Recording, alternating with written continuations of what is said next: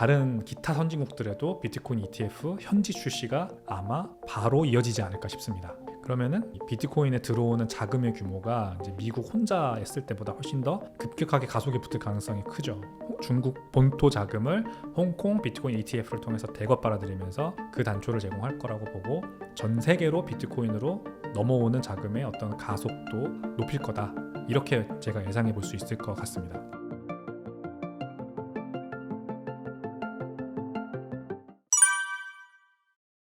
맞죠? 중국은 여전히 원칙적으로는 비트코인 거래가 금지되어 있는데요. 또 재밌는 게 이 바이낸스라든가 OKX 같은 대표적인 해외 거래소들이 중국에서도 또 접속이 됩니다. 그래서 사람들이 실제로 이용을 하고요.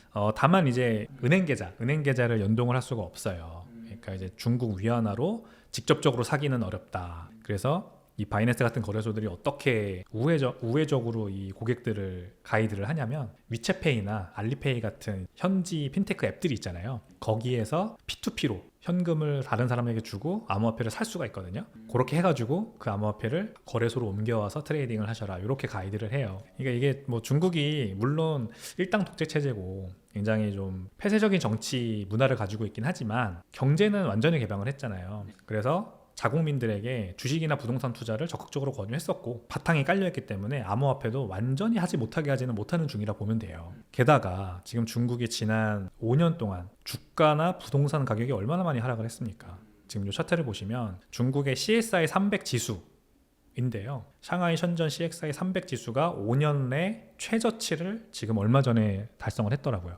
그래서 5년 최저점을 뚫고 내려온 겁니다. 그러니까 이 완전히 지금 중국 경기는 미국이나 우리나라나 뭐 기타 선진국들과는 반대로 가고 있는 중이고 부동산 가격도 마찬가지입니다. 이제 중국도 우리나라처럼 전체 부에서 차지하는 비율이 부동산이 굉장히 높은데 중국의 70개 주요 도시에서 부동산 가격이 0.1% 하락했습니다. 2022년부터 23년 지금 24년 초까지 이걸 보면은 이제 중국인들이 얼마나 힘든 상황인지 우리가 알 수 있겠죠. 일반 중국 국민들이 그동안 많은 자산을 부동산 주식에다가 묶어놨었는데 이게 지금 다 3년 5년 동안 언더퍼폼하고 있다는 거잖아요. 게다가 자본의 유출이 굉장히 어렵기 때문에 중국에서는 해외 주식에 투자하기도 쉽지 않아요. 아주 부자들은 뭐 우리나라나 뭐 미국이나 캐나다 가서 부동산 사고 막 이렇게 하는데 편법을 써서 보통 이제 회사를 만들죠. 그래서 그 회사 이름으로 투자를 해서 자기 이름을 가리는데 일반 사람들은 사실 그러기 쉽지 않잖아요. 그래서 어떤 일이 발생하고 있냐면 지금 홍콩이 암호화폐 거래에 다시 그 어떤 굉장히 핫한 지역으로 부상을 하고 있습니다. 홍콩에 가면요 길거리에 막 그 비트코인 환전소들이 엄청 많이 눈에 띄어요. 이런 환전소들에 가면은 특정 금액, 우리나라 돈으로 한 200만 원 이하 금액은 아이디 체크도 안 하고 그냥 바로 현금을 암호화폐로 살 수가 있습니다. 암호화폐를 현금으로 바꿀 수도 있고요. 그래서 뭐 만약에 출장 가시는 분들 계신다 홍콩에 그러면은 길거리에서 막 크립토 OTC 막 이렇게 보이는 환전소가 보이면 들어가서 나 비트코인 있는데 이거 좀 현금으로 바꿔줘요. 급전이 필요하면은 그러면은 바꿔줍니다. 아이디 체크도 안 하고. 그래서 중국인들이 많이 홍콩으로 가서 거기에서 이제 여러 차례 이렇게 현금을 가져와서 암호화폐로 바꾸고 그거를 현지 거래소에서 이제 거래하는 그런 형으로 많이 투자를 하고 있대요. 이게 이제 로이터 기사 보도 자료가 얼마 전에 나왔거든요. 그 홍콩을 그래서 중국 입장에서도 완전히 암호화폐 거래를 금지하거나 뭐 일반인들이 투자 못하게 할 수가 없는 거죠, 사실상. 현지에서 불만이 엄청 쌓이고 있고 뭐 어쨌거나 자기네가 뭐 정책을 잘못 폈던지 아니면 뭐 어떤 일이 있던지 경제가 굉장히 안 좋은데 이 13억 명이나 되는 인구를 찍어 누를 수는 없는 노릇이잖아요. 뭔가 이제 열어줘야 되는데 그거를 암호화폐를 통해서 좀 하고 있다라는 생각이 들고 게다가 홍콩이 그 어쨌든 전 세계 자본이 중국으로 들어오게 하는 창구 또는 중국 자본이 전 세계로 나갈 수 있게 하는 창구로서 중국이 키우려고 하는 거잖아요. 근데 이제 홍콩도 지난 몇 년 동안 작년에 특히 싱가포르한테 어떤 아시아 금융 허브로서의 위치를 빼앗겼죠. 원래 홍콩이 이제 독보적인 일이었는데 그 영광을 다시 되찾아야 하는 이제 어떤 필요도 있고 그러다 보니까 이제 홍콩 현지에서는 디지털 애셋이라고 부릅니다. 암호화폐를 디지털 자산이라고 부르는데 이 디지털 자산에 대한 규제를 굉장히 완화하고 있어요. 거래소도 그 라이센스도 내주고 두 곳에 이미 내줬고요. 그래서 더 내주겠다고 하고 있고 이 암호화폐 관련된 사업도 규제를 풀어가지고 할 수 있게 하고 개인들의 거래도 풀어줬고 암호화폐 OTC 장외 거래에 대한 규제 가이드라인도 만들었죠. 그래서 홍콩 사람들이 굉장히 잘 그렇게 암호화폐 투자하고 있는데 중국 사람들도 지금 암암리에 넘어와서 홍콩을 통해서 암호화폐 거래를 하고 있다는 거예요. 그 관점에서 보면 홍콩에서 비트코인 ETF가 나오는 거는 기정사실이라고 저는 봐요. 완전한 양성화죠. 지하금융 양성화를 이렇게까지 잘할 수가 없는 겁니다. 중국에서 뭐 사실 뭐 트랙하기도 어려운 그런 암호화폐 거래가 주식이랑 부동산 시장에서 빠져나온 자금을 흡수하고 있고, 이게 홍콩으로 넘어가서 막 익명하에 암호화폐로 거래되고 있는데, 비트코인 ETF를 홍콩에 그냥 딱 상장해버리면 사실 중국 사람들이 나 그냥 대놓고 암호화폐 이제 투자할게 라고 하는 수단으로서 너무 좋잖아요. 비트코인 ETF는 그래서 홍콩에서는 거의 기정사실이라고 저는 보고요. 이게 제 의견만 있는 게 아니라 홍콩에 있는 증권사, 자산운용사들이랑 지금 기술, 비트코인 ETF는 여러 가지 인프라 기술이 필요하잖아요. 비트코인을 저장해야 되는 커스터디도 필요하고, 또 현물을 조달해야 되는 OTC 시장도 필요하고, 이런데 이런 것들에 관여되어 있는 기업들 대표들을 제가 다 알아요. 그 기업들 대표들과 얘기를 많이 해보면 나오는 수순이다. 그래서 미국 다음으로 홍콩이 아마 될 거다. 이렇게 보는 시각들이 지금 굉장히 많이 팽배합니다. 조만간 나올 거라고 생각을 합니다. 그래서 미국만큼은 아니겠지만 그래도 중국은 여전히 전 세계 2위 경제 대국입니다. 물론 천천히 약간 병들어가는 그런 병자 같은 느낌이 있는 거죠.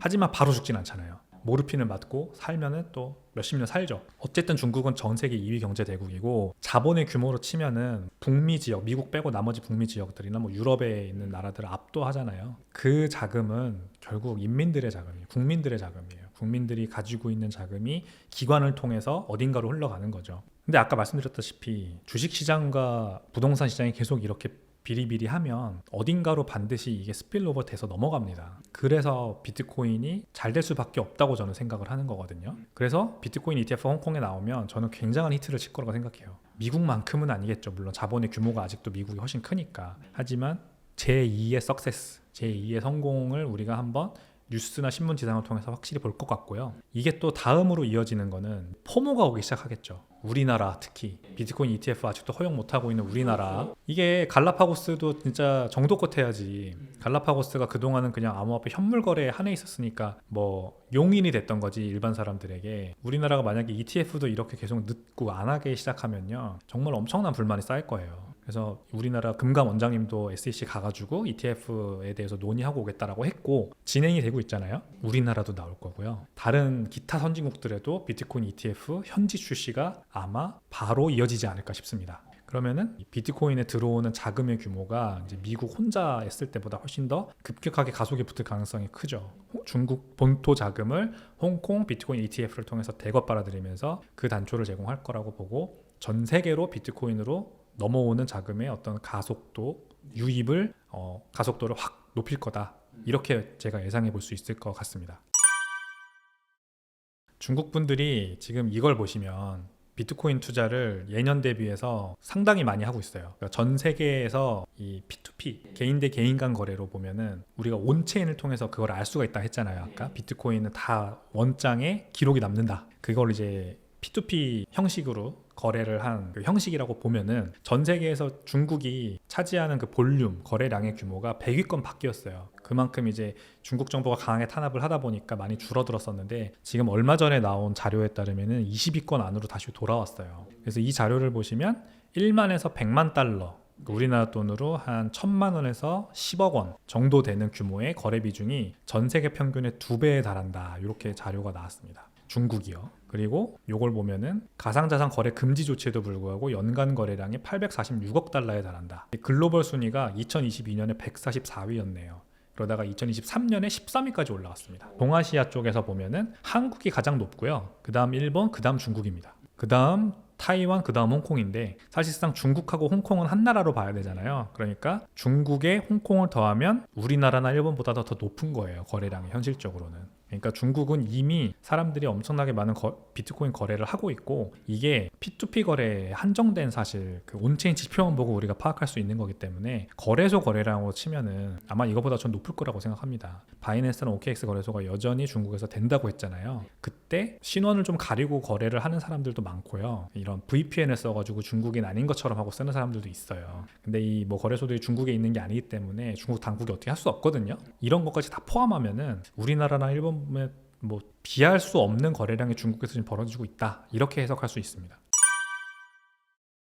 이더리움 ETF는 저는 가능성이 좀 작다고 보여집니다. 이더리움 ETF는 비트코인 ETF가 됐기 때문에 해줘야 된다라는 논리거든요. 일단 비트코인 ETF는 왜 승인이 됐냐면 그 그레이스케일이라고 하는 회사, 아까 GBTC를 운용한다고 했던 이 그레이스케일이라고 하는 회사가 SEC와 소송이 붙어가지고 자사의 그 GBTC 신탁 상품을 ETF로 전환을 안 해주고 있는 SEC가 불법이다 라는 소송을 했고, 거기에서 그레이스케일이 이겼기 때문에 SEC가 어쩔 수 없이 울며 겨자 먹기로 ETF를 승인을 해준 거예요. 이제 그레이스케일의 GBTC 신탁 상품을 ETF로 전환을 해줄 수밖에 없으니까, 이게 대법원 판례입니다. 해줄 수밖에 없으니까 나머지 ETF 신청한 자산운용사들의 신청건들도 다 승인을 한 번에 해줄 수밖에 없었던 거죠.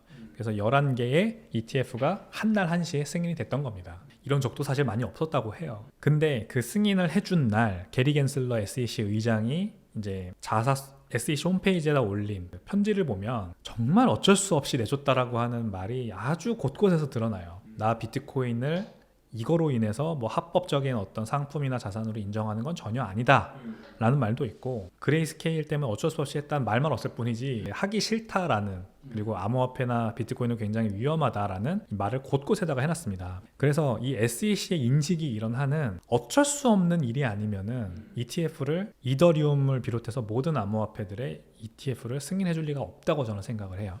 최근에도 판례가 하나 나왔어요. 비트코인과 관련된 건 아니고 이더리움을 비롯한 나머지 암호화폐의 어떤 증권성을 판단하는 그런 또 소송이 하나 SEC가 진행 중인 게 있는데, 법원의 판결은 나머지 이 암호화폐들은 증권성으로 볼 가능성이 있다라는 거였어요. 그래서 이 암호화폐들을 거래한 미국 내 거래소들이 불법 영업을 했다라고 결국 판결이 난 거거든요. 비트코인은 확실히 SEC가 이 증권이 아니라고 못을 박았고, 비트코인은 나머지라고 했으니까 이더리움을 비롯한 우리가 일반적으로 얘기하는 상위 총 10위권 안에 있는 코인들도 증권으로 볼 수 있다라는 판례가 나온 거예요. 이게 SEC의 반격 이러면서 최근에 막 기사가 나오고 막 이랬었는데, SEC는 여전히 그래서 암호화폐를 좀 싫어합니다. 그리고 완전히 규제하려고 하고, 자기네가 규제하려면 이거는 증권이다라고 해석이 나와야 되거든요. 비트코인은 자기네 소관, ETF는 증권이다 이렇게 자기네가 소관하는 거고, 나머지 암호화폐는 ETF 이런 게 아니라 그냥 그 자체가 증권이다. 그래서 우리가 이거 규제해야 된다라고 하는 중이라서 이더리움 ETF를 승인해 주기는 쉽지 않을 것 같습니다, 저는.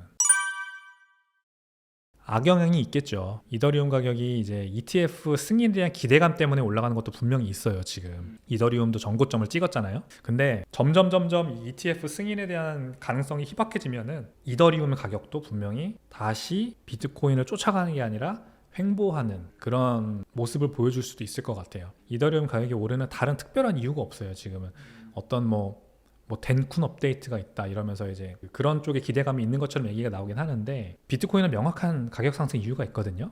자산 운용사들이 현금의 가치 하락을 보조하기 위한 솔루션으로서 비트코인을 사는 거예요. 그리고 그 수요는 뭐 자산운용사 대표들이 직접 얘기하니까 자산운용사들이 사는 것 같지만 사실상 그 고객들의 수요거든요. 그 고객들의 수요, 그리고 자산운용사들을 이용해서 뭔가 ETF에 투자할 정도의 고객들이면 연령대가 좀 있으신 은퇴 자금을 좀 굴려야 하시는 분들인데, 이런 분들이 내 재산의 가치가 법정화폐 가치 희석 때문에 희석되는 게 싫어, 뭔가 희소성 있는 자산에 투자할래, 금, 귀금속, 비트코인이야 이렇게 투자하시는 거예요. 근데 이더리움은 그런 식으로 투자하지 않아요. 베이비부머 세대분들이 이더리움도 희소성 있는 자산이니까 나 투자할래 이러는 게 지금 아니라니까요. 아니에요. 그러니까 어떤 기대감이 이 기존 암호화폐 파이에 있는 어떤 스마트머니들의 이 수요를 지금 증가시키고 있는 건 맞아요. 이더리움에 대한 기대감이 높아지고 있는 거죠. 근데 그거는 이더리움 ETF 승인에 대한 기대감이 가장 크다고 생각하고, 결국 그게 안 되면 다시 가격이 원점으로 돌아갈 수 있다는 생각이 들어요. 그래서 조심하셨으면 좋겠어요. 네, 비트코인을 참 오랫동안 봐왔습니다, 제가. 그래서 고맙게도 이 신사임당 채널에서 불러주셔서 제 얘기를 드릴 수가 있었는데, 앞으로도 좀 비트코인에 대한 제 여러 가지 뭐 연구나 뭐 어떤 공부의 그런 결과를 여러분들께 전해드릴 수 있으면 참 좋을 것 같아요. 그래서 비트코인을 기술로 바라보셨으면 좋겠다, 요렇게 좀 생각을 합니다. 가격이 오를 것 같으니까 산다, 이런 단순한 그런 투자 자산으로서의 시각이 아니라 넥스트 인터넷이 아닐까? 우리가 인터넷을, 정보를 이제 국경 없이 교환할 수 있었던 그런 인류의 처음으로 주어졌던 기술이라고 정의를 한다면, 비트코인은 가치라고 하는 것을, 돈이 가치잖아요. 결국 숫자로 표현된 가치, 그 돈을 인터넷을 통해서 인류 처음으로 국경 없이 마음대로 보내고 받고 거래할 수 있게 된 혁신적인 기술입니다. 이 기술의 확장성을 우리가 그래서 놓고 판단을 해봐야 돼요. 단순히 그냥 희소성이 있다. 이거는 굉장히 사실 1차원적인 해석이거든요. 근데 이 확장성에 대한 그 말을 우리가 앞으로는 이 시간을 통해서 많이 좀 해봤으면 좋겠습니다. 그래서 여러분들도 비트코인을 어떤 기술로서 한번 관심 가져보시고 공부해 보셨으면 좋겠다. 그리고 신사임당 채널을 통해서 꼭 공부하셨으면 좋겠다. 이런 생각을 하면서 마무리하겠습니다.